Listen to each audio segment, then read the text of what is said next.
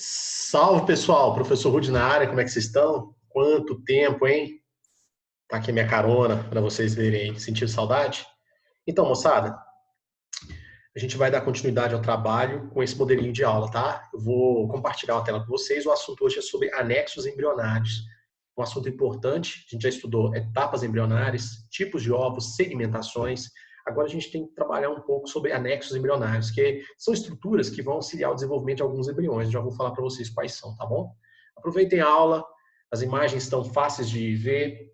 Qualquer dúvida, eu estou à disposição, tá? Estou mandando essa aula para vocês. Espero que vocês gostem. Fechou? Tamo junto. Bora lá.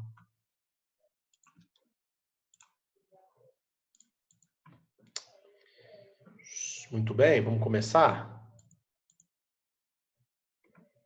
Deixa eu colocar minha carinha aqui para vocês me verem melhor. Tá aí, ó. Então, aula sobre anexos embrionários. Professor, ó, onde o subtítulo lá, anexos embrionários e ovo amniótico, tá? Então, vou explicar para vocês o que é um ovo amniótico, a importância desse ovo e as estruturas que fazem parte desse ovo. Tudo bem? Toda vez que vocês ouvirem a palavra ovo amniótico, eu quero que vocês pensem em reprodução em meio terrestre, tá? Animais que se reproduzem no ambiente terrestre, eles fabricam esse ovo aí, ok? Ovo amniótico. Vocês já vão entender por que esse nome daqui a pouco. Ok? O que são anexos embrionários? Vamos lá, pessoal. Anexos embrionários são membranas produzidas pelos nossos tecidos embrionários, lembra? Ectoderme, mesoderme e endoderme. Essas membranas, elas crescem para fora do corpo do embrião e cada uma dessas membranas, chamadas de anexos embrionários, vão cumprir uma função específica, tá bom? A gente tem que reconhecer os anexos e essas funções. Essa é a principal tarefa dessa aula, tudo bem? Então, anexos embrionários são membranas extracorporais, ficam fora do corpo do embrião e têm funções específicas para ajudar no embrião a se desenvolver. E quem produz essas membranas extracorporais são os tecidos embrionários, ectoderma, mesoderma e endoderma. Aí eu coloquei essa imagem para você aqui, ó, deixa eu pegar minha canetinha para ficar mais fácil da gente trabalhar, tá? Vamos reconhecer aqui o que você está vendo, ó. Então, peguei essa imagem aqui para você. Perceba que em A eu tenho o embrião. Vamos colocar aqui. É o embrião. Então, o A é um embrião, tá? Perceba que ao redor do embrião aqui eu tenho estruturas marcadas por letras. E essas estruturas aí são os anexos embrionários, tá? Essa linha mais externa que você está vendo aqui, ó. Vou pegar aqui minha canetinha de novo. Essa linha mais externa aqui é a casca, tá? Então, a linha mais externa é a casca. Galera, a casca é sempre impermeável, tá? Não necessariamente ela é dura, não necessariamente ela é mineralizada, mas ela é sempre impermeável. O que é uma casca impermeável? É uma casca que não vai nem ganhar água e nem perder, não vai deixar com que a água dentro do ovo evapore, vá para fora, porque senão o ovo seca, beleza? Por isso que esse ovo é bom para reprodução terrestre. Esse ovo aí é um ovo que tem casca impermeável, ele pode ser colocado fora do ambiente aquático. Então ele pode ser posto no ambiente terrestre, sem risco de se dessecar. Beleza? E lá dentro? Lá dentro o embrião conta com a ajuda dos anexos embrionários que ele mesmo fabricou usando seus tecidos, tá? Vamos lá para ver, vamos ver qual é o nome desses anexos. Vamos lá, de fora para dentro, aqui ó, coladinho aqui ó, na casca, tem o anexo E, tá vendo aqui? O anexo E, ele é conhecido como córeo ou serosa. Córeo ou serosa. Anota esse nome aqui, ele é importante, tá? A gente vai falar dele lá na placenta.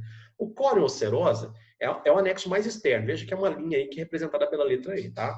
A função desse anexo aí é garantir trocas gasosas e transferência mineral da casca para o corpo do embrião. Ele faz isso, ok? Bora lá, ó. Vou pegar aqui minha linha de novo. O anexo aqui, ó, os anexos mais internos. Começando por esse aqui que está bem pertinho do embrião aqui, ao redor dele aqui, formando uma bolsa hídrica. Letra D aqui, ó. Esse anexo aqui é chamado de amnion. Como é que é o nome dele? Opa, faltou acento. Amnion. O amnion, pessoal, ele é uma membrana que vai produzir fluidos. Esses fluidos vão criar uma bolsa hídrica onde o embrião fica mergulhado. Igual está mostrando aí no desenho. Esse embrião mergulhado na bolsa hídrica está protegido contra choques mecânicos. Eu posso balançar o ovo, que o embrião não vai sentir nada. E também está protegido contra dessecação, tá? Então ele não vai perder água, ele vai permanecer hidratado enquanto ele estiver dentro do ovo. É uma bolsa hídrica, tá bom? Aí aqui, ó, na letra B, tá vendo aqui um sacão, uma sacolona amarela? Essa sacolona amarela aqui, ó, é o que a gente chama de saco vitelínico. Saco vitelínico. O saco viterínico, pessoal, como o próprio nome sugere, ele armazena gema, vitelo. A gente estudou isso na parte de ovos, tá? Vitelo que vai alimentar o embrião enquanto ele estiver dentro do ovo. Teoricamente, acabou o vitelo, acabou o desenvolvimento embrionário. O embrião tem que sair fora do ovo. Quando ele sai do ovo, ele eclode, ele quebra a casca para sair. A gente chama isso de eclosão. E para finalizar, pessoal, olha aqui, ó, letra C. A letra C, pessoal, é um grande saco de lixo, para falar a verdade. A letra C é o que a gente chama de alantoide, tá? Acho que vocês já devem ter estudado isso anteriormente. Então, isso aqui é o alantoide. Opa, escrevi errado aqui. Alantoide. O alantoide, gente, é uma membrana que tem várias funções. Nesse estágio que vocês estão vendo no ovo aí, ela simplesmente armazena resíduos nitrogenados. Resíduo nitrogenado é lixo com nitrogênio. O lixo com nitrogênio que é armazenado aí é principalmente o ácido úrico, porque o grau de toxicidade é baixo, tá? Então é armazenado aí ácido úrico.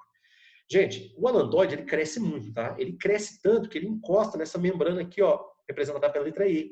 Essa membrana aqui é o córeo serosa, formando uma estrutura fundida chamada de alantocóreo. O alantocóreo vai desenvolver as duas funções, trocas gasosas, transferência mineral e também armazenar resíduos nitrogenados. Fechou? Esses são os anexos embrionários. Tudo bem? Agora eu vou ter que apagar, porque senão quando eu passar o slide, isso aqui vai tudo junto, vira uma bagunça, tá? Espera só um pouquinho que eu estou apagando. Muito bem, muito bem. Maravilha. Ok? Bom, vamos passar aqui para o próximo slide. Qual é o diferencial dessas estruturas? Eu coloquei na forma de questões aqui para ficar mais fácil vocês entenderem. Olha essa imagem que a gente está vendo. Um animal pré-histórico, muito provavelmente um anfíbio, né? Lembra que quando vocês estudam os animais, os anfíbios, eles são sempre referenciados pelos professores de biologia como o primeiro grupo de vertebrados a iniciar a transição do ambiente aquático para o ambiente terrestre. A ocupação do ambiente terrestre pelos anfíbios, ela não é perfeita por conta de alguns fatores, dentre eles a pele e a reprodução. Os anfíbios são capazes de produzir ovo com casca. Então eles têm que voltar para a água para se reproduzir. Eles botam os ovos na água, como fazem os peixes. Agora, com o aparecimento do ovo e dos anexos embrionários, os animais deixaram de se reproduzir no ambiente aquático e passaram a se reproduzir no ambiente terrestre. Então a resposta para essa pergunta é muito simples, pessoal. Saca só. Qual é o diferencial dos anexos embrionários do ovo? Ó, garante a reprodução no meio terrestre. Simples, né? Só isso que você precisa escrever caso apareça uma questão envolvendo isso, tá? Garantir a reprodução no ambiente terrestre. Então, o ovo, né, com casca permeável e anexos, garante a reprodução dos animais no ambiente terrestre. Ô, professor, e quem tem esses ovos, tá? Quem tem esse tipo de ovo, gente? Garante a reprodução no meio terrestre de animais como répteis, aves e mamíferos. Esses são os animais que apresentam os ovos com anexos e casca impermeável. Então, embriões de répteis, aves e mamíferos se desenvolvem em ovos com anexos embrionários. É claro, pessoal, quando se trata dos mamíferos, tem os mamíferos com placenta que se desenvolvem dentro de um útero. A gente vai ver isso logo, logo, tá bom? Por enquanto, é isso. Beleza? Bom, eu vou ter que apagar, porque senão isso aqui vai tudo para o outro slide quando eu passar. Tudo bem? Então, vou apagar aqui, ó. Foi. Vamos para o próximo slide? Olha aí, qual é a função de cada anexo? A gente acabou falando um pouquinho na primeira imagem, mas vamos colocar aqui de novo a função de cada anexo. Deixa eu pegar minha canetinha mágica aqui de novo. Tá aqui. Vamos começar aqui pelo anexo que deu nome ao ovo, ó, o âmnion. O âmnion deu nome ao ovo. O ovo é chamado de ovo amniótico porque tem âmnion. Para que serve o âmnion, tá? A gente usa, ou melhor, o âmnion, ele cria, ó, ele evita, na verdade, né? Evita choques mecânicos e dessecação do embrião. Essas são as funções atreladas ao âmnion, tá? Evitar choques mecânicos e dessecação. Acabei apagando aqui. Beleza, voltou. Evitar choques mecânicos e dessecação, tá? Essas são as funções do âmnion, belezinha? Qual é o outro anexo mesmo que a gente viu lá na primeira parte da apresentação? Aqui, ó, o córeo, tá? Perceba o seguinte, essa imagem está mostrando aqui o córion fundido com o alantoide, tá vendo? Formando o alantocóreo. Então, eu já vou colocar aqui a função dos dois, tá? O alantocóreo, que é a fusão do córeo mais do alantoide, faz isso aqui, gente, ó. Transferência de minerais da casca para o embrião. O que mais, pessoal? Trocas gasosas. Se você prestar atenção aqui no desenho, você está vendo que existe uma linha vermelha aqui em contato com o embrião? O embrião é essa parte azulzinha aqui, ó, belezinha? Outra coisa importante que é relacionada ao alantocóreo é armazenar resíduos nitrogenados. Qual que é o principal resíduo nitrogenado? É sempre o ácido úrico, beleza? Tá bom. Agora, para finalizar, olha aqui, ó, saco viterínico. Qual que é a função do saco viterínico, professor? O saco viterínico, pessoal, ele vai armazenar a matéria nutritiva, que a gente conhece como gema ou como vitelo. Armazena vitelo. Essa é a função do saco viterínico. Então, mais uma vez, rapidinho. Âmino evita choques mecânicos e desidratação. O alantocóreo, que é a união do córeo com o alantoide, faz as funções de ambas as estruturas. Transferência mineral da casca para o embrião, trocas gasosas, ok? Porque o embrião tem que respirar. E também armazena resíduos nitrogenados. O principal resíduo nitrogenado armazenado é o ácido úrico, ok? E o saco viterínico, professor? Para que serve o saco viterínico? Ele armazena vitelo, que é a gema, a matéria nutritiva que garante o desenvolvimento do embrião. Alimenta o embrião, ok? Essas são as funções de cada anexo. Eu vou apagar aqui, com licença, porque senão quando eu mudar o slide, essas anotações passam para o outro slide, tá? Tenha um pouquinho de paciência. Belezinha? Podemos continuar?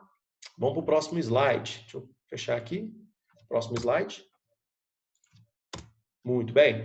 Qual é o anexo mais antigo? Gente, esses anexos eles apareceram gradualmente ao longo da história evolutiva dos vertebrados, tá? Lembra lá que são os vertebrados? Peixes, anfíbios, répteis, aves e mamíferos. O primeiro anexo que apareceu, mais antigo, mais primitivo, é esse que eu estou mostrando aqui na imagem da larvinha. Tá vendo aqui? Essa larvinha que você está vendo na minha apresentação é larva de peixe.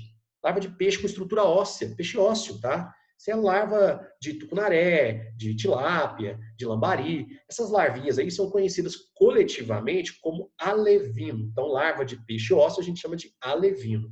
E você está vendo que tem uma barriguinha bem grandinha, o alevino? É porque dentro dessa barriguinha aqui tem um anexo. A gente chama esse anexo de saco vitelínico. Isso mesmo, o anexo mais primitivo é o saco vitelínico ou saco vitelíneo, tá? Você pode usar essas duas expressões, saco vitelínico ou saco vitelíneo.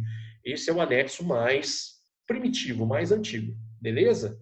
Eu vou passar o slide, vou ter que apagar aqui, tá? Espero que vocês estejam entendendo. Não entendeu, pessoal? Pausa a aula, volta, assiste de novo com calma, com paciência, tá? Os slides estão fáceis de entender, faça suas anotações e se precisar, entre em contato comigo, estou à disposição para ajudar vocês. Ok? Deixa eu apagar aqui e vamos o próximo slide. Bora. Aê, deixa eu chegar para cá para não atrapalhar vocês a olharem. Ó. Mamíferos. E nos mamíferos? O que aconteceu com os mamíferos? Primeiro, gente, quando se trata de mamíferos, existem 3 tipos de mamíferos que vocês têm que lembrar. Os monotremados, que eu coloquei aqui para vocês, ó, monotremados, os marsupiais e os placentários. Opa, trocou na hora que não precisava. Os placentários, tá? Vamos começar primeiro com esses caras aqui, os monotremados. Os monotremados, pessoal, são mamíferos que produzem ovos. Eles são ovíparos, eles botam ovos. Os ovos desses bichos parecem ovos de répteis e aves, tá? É um ovo relativamente grande, com muito vitelo, e você vai encontrar uma casca impermeável e os anexos para auxiliar no desenvolvimento desses bichos. Beleza? Quem são esses bichos? Quais são os representantes dos monotremados? Esse aqui que parece um porquinho espinho, tá vendo aí? Esse bicho é chamado de ecdna, tá? E esse aqui, ó, que todo mundo conhece, é um mosaico, né? Bico de pato, nadadeira, cauda de castor, bem peludinho. Esse bicho aí é conhecido como ornitorrinco, tá? Uma curiosidade sobre esse animal, gente. Os machos apresentam uma garra modificada chamada de esporão. E o esporão, gente, é associado com uma glândula de veneno. Esse bicho aí é venenoso. tá? Ele usa o esporão para lutar com outros machos para conquistar as fêmeas. É um animal semiaquático, ele gosta de ficar perto d'água, água doce, tá? Rio, lago, lagoa. Esse animal existe lá na parte da Oceania, lá na Austrália, tudo bem? Beleza. Agora vem cá, ó, mamíferos marsupiais. Os marsupiais também são famosos, né? São mamíferos que apresentam uma bolsa, onde o desenvolvimento do embrião se completa. A gente chama essa bolsa de marsúpio, ou bolsa de desenvolvimento embrionário, tá? Bom, quem são os marsupiais? Ó, você tem aqui os cangurus, olha aqui o bicho dentro da bolsa, ó, os koalas, tá? São muito fofinhos, bonitinhos. E você tem esse bicho aqui que acontece no cerrado, aparece aqui, chama-se cuíca. Esse bicho aqui é conhecido por aí como cagambá, tá? O nome mais usual aqui na região de Uberlândia, região do cerrado, é cuíca, tudo bem? Esse bicho também é um marsupial, tá? Quer dizer que ele tem uma bolsinha, não é uma bolsa tão sofisticada quanto a do canguru, mas é uma bolsa onde ele consegue abrigar os seus filhotes, os seus embriões. Fechou? Agora vem ela, hein? Os placentários. Os mamíferos placentários são mamíferos que se desenvolvem por meio de uma placenta. E é justamente isso que você tem que aprender. Alguns anexos embrionários sofreram modificações para formar a placenta, tá? Você precisa aprender isso para não ser pego por nenhuma questão de vestibular. Então, nos mamíferos placentários, os anexos embrionários sofreram algumas modificações. Eu vou mostrar isso para você agora, tá? Nos outros mamíferos, a gente não tem que se preocupar. Tem que se preocupar apenas com os placentários. Fechou? Vamos embora. Olha aí, que bonito. Ó, coloquei aqui uma imagem, um corte de um útero e um bebezinho humano. Ó. Tudo bem? Para ressaltar quem? Lê aqui para mim? A placenta. Professor, cadê a placenta? Eu nunca entendi isso. Cadê a placenta? Vem cá. Deixa eu marcar a placenta aqui primeiro. Tem uma ferramenta aqui que é um quadradinho aqui, ó. Beleza. Isso aqui, ó. Isso aqui, ó, é a placenta. Ficou uma porcaria, peraí. Aí. Isso aqui que eu marquei, ó, é a placenta. Tá? Bom, vamos entender isso aqui melhor. Placenta, pessoal. Vou pegar aqui o meu texto, tá? A placenta está aqui, ó, onde eu marquei, só aqui a placenta. A placenta, ela é um órgão. Ela não é um anexo embrionário, ela é um órgão. Ela é formada por tecidos. Vamos lá, vamos com calma. A placenta é um órgão, ok? Ela é formada por vários tecidos. Quais tecidos produzem a placenta? O primeiro tecido é de origem materna. Ele é um tecido uterino. Lembra que no interior do útero existe um tecido bem vascularizado chamado de endométrio? E que mensalmente as mulheres desprendem esse endométrio na forma de um sangramento? A gente chama isso de menstruação? Muito bem. O endométrio é um tecido que vai formar a placenta. O outro tecido que vai formar a placenta é um anexo embrionário produzido pelo próprio embrião. Esse anexo é a serosa ou córeo.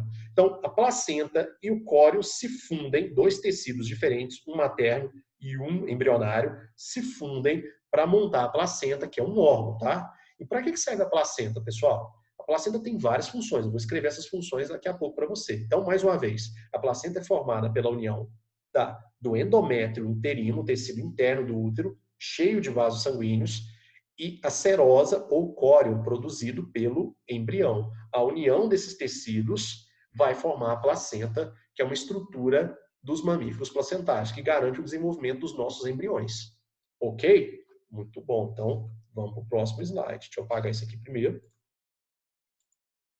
Fechar. Vamos para o próximo slide. Vai, gente. Aí, ó. Olha aqui para você ver que gracinha. Acabou de nascer o bebezinho, tá cheio de meleca. Essa meleca que gruda nele aqui, ó, parece um feltro, né? Aqueles negocinho de urso de pelúcia, a gente chama de velugo, tá?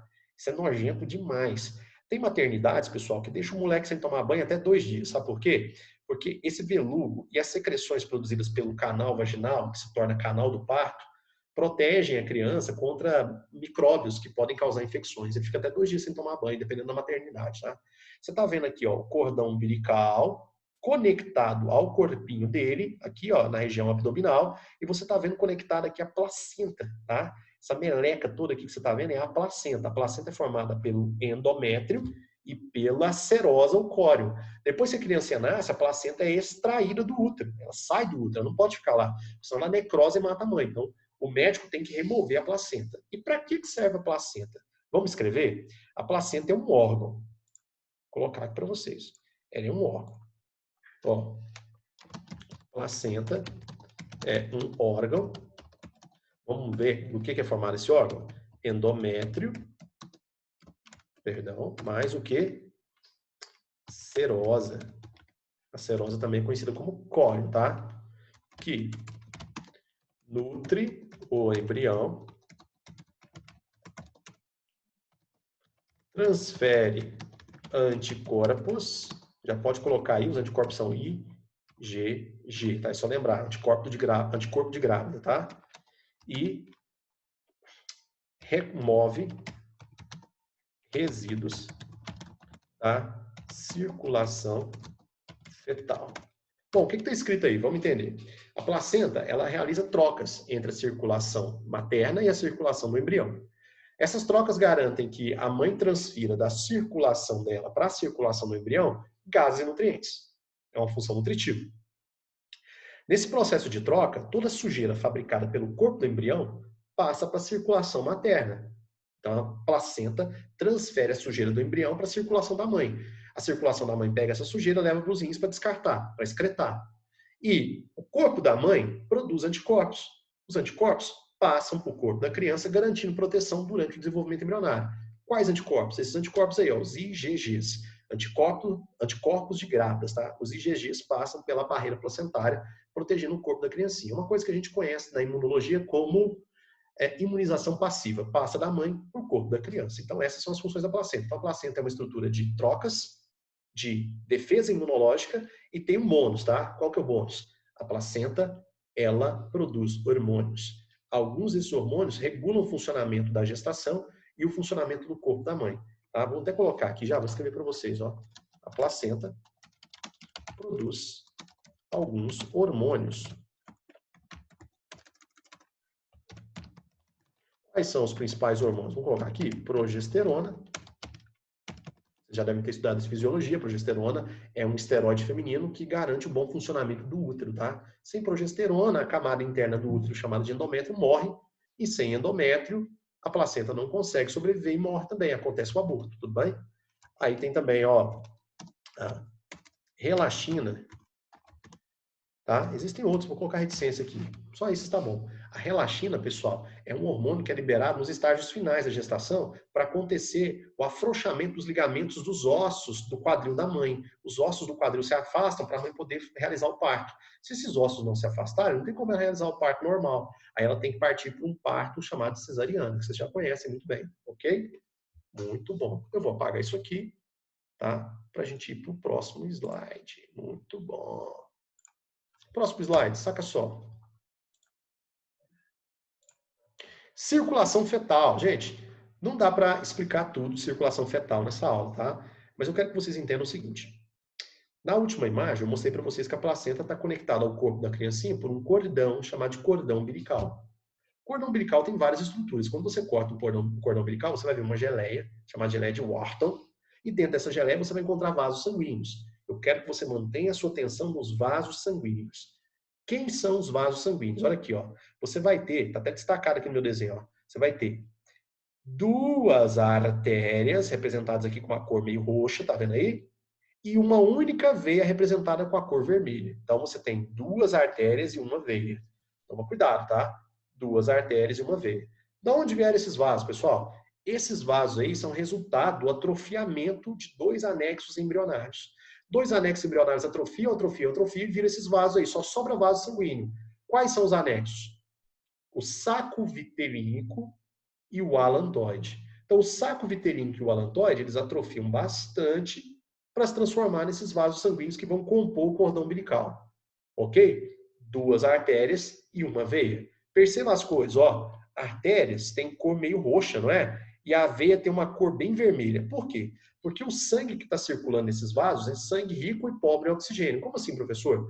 O sangue das artérias está indo em direção à placenta, pobre em oxigênio, para acontecer as trocas gasosas. Já o sangue da veia está indo em direção ao corpo da criancinha, rico em oxigênio, para alimentar as células do corpo com oxigênio, tá? É trocado, viu, pessoal? Lembra que quando a gente estuda a fisiologia da circulação, funciona assim? Dentro de veia você tem sangue pobre em oxigênio, sangue venoso, e dentro de artéria você tem sangue rico em oxigênio, sangue arterial. Mas aqui é diferente. As artérias conduzem sangue venoso para oxigenação rápida e as veias conduzem sangue arterial para alimentar as células com gás, tá? Então essa é a circulação fetal. Cuidado, tá? Uma outra curiosidade interessante é o seguinte. Se você prestar atenção aqui, ó, As artérias, elas têm origem aqui da aorta abdominal, perto aqui das perninhas da criancinha, ó. Chamamos de artérias inguinais. As artérias inguinais se transformam, ó, nas artérias que vão compor o cordão umbilical. E a veia umbilical, quando ela entra no corpo da criancinha aqui, ó, pela cicatriz umbilical, ela é direcionada para o fígado. Então, essa artéria vai passar pelo fígado da criancinha antes de liberar o sangue para alimentar as células com gases, tudo bem? Bom, eu fico por aqui, espero que vocês tenham gostado. Foi uma aula bem fácil de entender, eu fui bem claro, espero que eu tenha sido bem claro nas minhas explicações e estou à disposição de vocês caso vocês precisem, tá bom? Então, fiquem bem e até breve. Tchau!